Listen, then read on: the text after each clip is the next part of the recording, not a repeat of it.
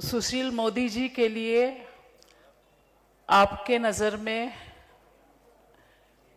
आपके अंदर कितना स्नेह और प्यार है, ये मुझे इस अवसर पर दिख रहा है।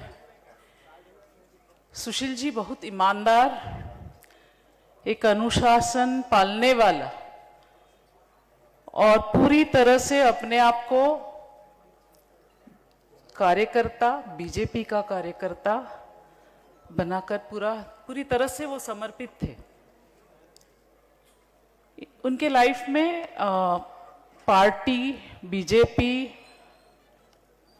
और कैसे पार्टी को आगे बढ़ाना, कैसे कार्यकर्ताओं को जोड़ना और जोड़कर राज्य का डेवलपमेंट करना, तो ये हमेशा बिहार के डेवलपमेंट के बारे में सोचते थे। उनका प्रायोरिटी था, उनके लिए हार्ड वर्क, लोगों का प्रॉब्लम जानना और उसे किस तरह से सॉल्व करना, यही उनकी मकसद रहती थी। पहले क्षेत्र में काम करो, उसके बाद चुनाव का टिकट मांगो। तो जो भी आते थे कि हमको चुनाव लड़ना है, हम इतना वोट ला सकते, हम उतना वोट ला सकते, तो बोलते थे नहीं, पहले 5 साल बढ़िया से क्षेत्र में काम करो। हम सुनते थे, हमको लगता था कैसा नेता है, काम करने बोल रहा है, टिकट लेने के लिए आया है तो। लेकिन ही वॉज वेरी डिटर्मिन्ड। वो बोलते थे नहीं, पब्लिक में जाओ, पब्लिक का काम करो, तभी बाकी सब पार्टी देखेंगे, पार्टी पर छोड़ दो। तो हमेशा वो कभी बैठे नहीं, प्लान्स बनाते थे। क्षेत्र के लोगों का जो प्रॉब्लम है उनके बारे में वो सोचते थे, कैसे पहले समझते थे, सोचते थे और उसको कैसे सॉल्व करना, यही उनका जीवन था।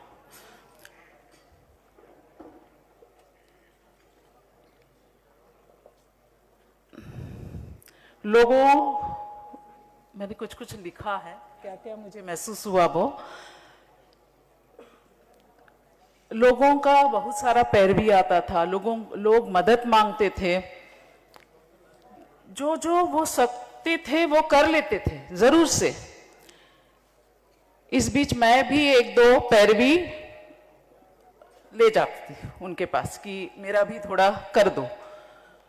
तो जैसे हम यूनिवर्सिटी में प्रोफेसर थे, अभी प्रोफेसर हूँ, तो मेरे स्टूडेंट्स का कुछ विषय, एलिजिबिलिटी में विषय का कोई प्रॉब्लम था, एमए एजुकेशन लिए, एमएड एजुकेशन को नहीं लिए, तो उन्होंने पीछे लगकर वो किया। मेरे स्टूडेंट्स बहुत खुश थे। लेकिन और मैं कोई पैरवी ले जाती थी तो मुझे बोलते थे नियम तोड़कर कोई काम नहीं होता। तो हम सोचते थे अरे मेरा काम तो नहीं होगा, तो नियम नहीं तोड़ते थे, नियम के तहत जो काम होता था वो जरूर करते थे। इसका परिणाम ये हुआ कि हमने उनसे कुछ सीखा। मैं कॉलेज में प्रिंसिपल थी, हेड ऑफ द डिपार्टमेंट भी थी, तो काम बहुत करते थे, लेकिन उनसे सीखे कि हर काम हो सकता है, लेकिन नियम तोड़कर कोई काम करना, दैट इज नॉट गुड। पढ़ने के शौक रखते थे, किताबें पढ़ते थे, न्यूज़पेपर, आईपैड, ये सब उनके दोस्त थे। दुनिया में क्या हो रहा है इसकी जानकारी रखना, जानना और देश को आगे बढ़ाना, इसी डायरेक्शन में वो काम करते थे। उनका इंटरेस्ट हर फील्ड में रहता था। लोगों से बात करते थे तो इतना डीप, कोई भी स्टूडेंट आया, स्टूडेंट से ज़्यादा इंटरेक्ट करते थे। कोई भी नौजवान आया तो क्या करते हैं, क्या नहीं करते, अच्छा उनको याद भी रहता था।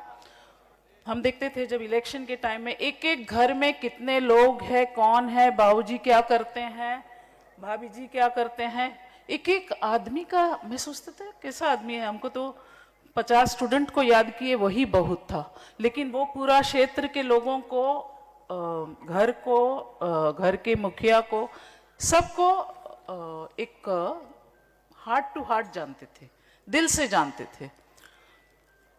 जब कैंसर डिटेक्ट हुआ तब भी देखे पार्टी और पॉलिटिक्स उनका प्रायोरिटी था। जान लेने वाली बीमारी है यह वह जानते थे। मुझसे कहा हम लोग इससे लड़ेंगे। दवा कीमो टाइम पर लेते थे, पर दिमाग में बीजेपी और काम यही नंबर 1 पर था। समय भाग रहा है यह वह जानते थे, तो जो काम पार्टी का है उसे ही आगे रखकर चलते थे। मुझे महसूस नहीं होने दिया कि इस बीमारी में क्या लॉस क्या होता है। मैं अंत तक नहीं समझी। वो चले गए, लेकिन क्या होगा ये मैंने कभी सोचा भी नहीं, जब वो बीमार थे तब भी और जब वो चले गए। उनके जाने के 15-20 दिन बाद जो अंदर में खालीपन लगा वो बहुत ज्यादा अखरा, अभी भी अखर रहा है। डॉक्टर कहते थे मोदी जी आराम कीजिए, लेकिन उनके लिए काम ही आराम था।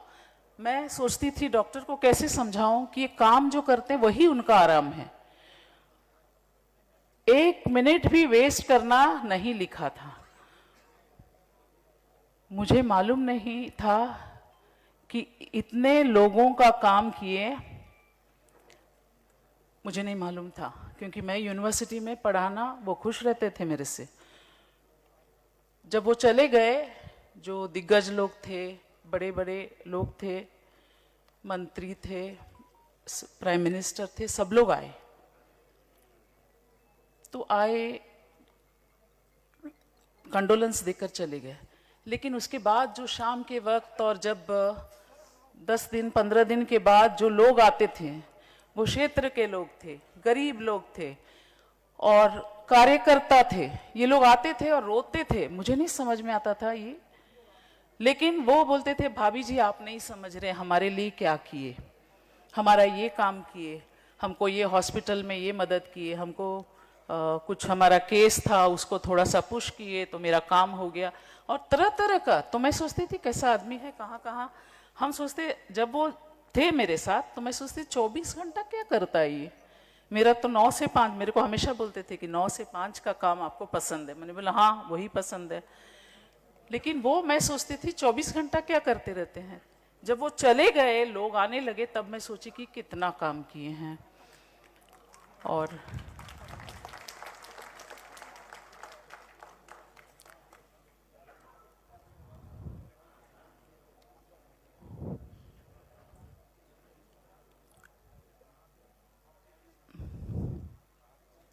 उनका मैं देखी कि उनका जो भी फंड्स आते थे, मैंने कभी पूछा भी नहीं वो फंड्स को क्या करते क्या नहीं करते हैं, लेकिन उन्होंने इतना बड़ा बड़ा काम में पैसा दिया है। और हमेशा उनका फंड्स का यूज़ वैसे होता था जहाँ पर ज़्यादा से ज़्यादा लोगों को उसका लाभ मिले। कहीं कहीं हॉस्पिटल में बड़ा शेड बनाए, कहीं IGIMS में कोई रूम बनाए। हमको अब खुद अभी भी नहीं मालूम है क्या किए। फिर ब्लड बैंक जो इसे आर्यजीत चलाते हैं, वहाँ पर उन्होंने काफ़ी मतलब blood testing, blood donation, free blood, thalassemia patients, ये सब में बहुत काम किए और बहुत उनका फंड्स वहाँ चले गए। और एक ब्लड बैंक उन्होंने सिटी में भी, नंदकिशोर जी जो बता रहे थे, वहाँ भी उन्होंने अपना फंड्स दिए।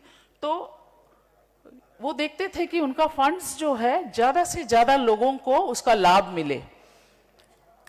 और वो जुड़े हुए थे अंगदान वाले ददीची देदान के साथ। विकलांगों का जो ऑर्थोपेडिकली फिजिकली चैलेंज्ड बच्चे हैं उनका पैर बनाना, ऑपरेशन कराना, उसमें भी उनका बहुत इन्वॉल्वमेंट था।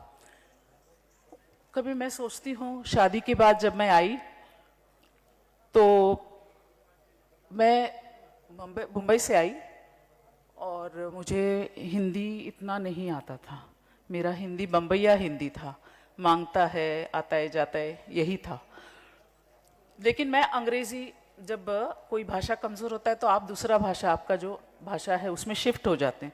तो मैं अंग्रेजी बोलती थी, लेकिन वो हमारे से सिर्फ हिंदी बोलते थे, वो अंग्रेजी बोलते ही नहीं थे। तो परिणाम ये हुआ कि इतने साल बिहार में रहे, कॉलेज में भी पढ़ाती हूँ, तो उतना हिंदी हम सीख लिए उनके बदौलत कि मैं बोल सकती हूँ, समझ सकती हूँ, कम्युनिकेशन कर सकती हूँ।